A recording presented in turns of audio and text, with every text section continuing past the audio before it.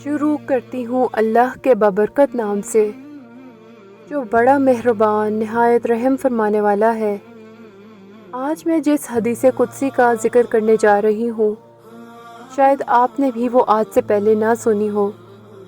اسے سن کر یقیناً آپ کے دل میں بھی میری طرح اللہ کی محبت ضرور جاگے گی، اور آپ یہ خواہش کریں گے کہ آپ بھی اللہ کے محبوب بندوں میں شامل ہو جائیں۔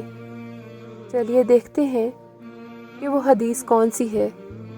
حضرت ابو ہریرہ رضی اللہ عنہ بیان کرتے ہیں، رسول اللہ صلی اللہ علیہ وسلم نے فرمایا، اللہ تعالیٰ نے فرمایا، جو شخص میرے کسی پسندیدہ شخص سے دشمنی رکھے تو میرا اس سے اعلان جنگ ہے، اور میرا بندہ جن جن عبادات کے ذریعے میرا قرب حاصل کرتا ہے ان میں سے وہ عبادت مجھے بہت محبوب ہے جو میں نے اس پر فرض کی ہے۔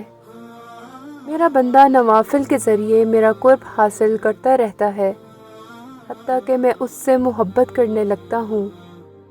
جب میں اس سے محبت کرتا ہوں تو میں اس کا کان بن جاتا ہوں جس سے وہ سنتا ہے، اس کی آنکھ بن جاتا ہوں جس سے وہ دیکھتا ہے، اس کا ہاتھ بن جاتا ہوں جس سے وہ پکڑتا ہے، اس کا پاؤں بن جاتا ہوں جس سے وہ چلتا ہے، اور اگر وہ مجھ سے کوئی چیز مانگتا ہے تو میں اسے عطا کر دیتا ہوں۔ اگر وہ مجھ سے پناہ طلب کرتا ہے تو میں اسے پناہ دے دیتا ہوں۔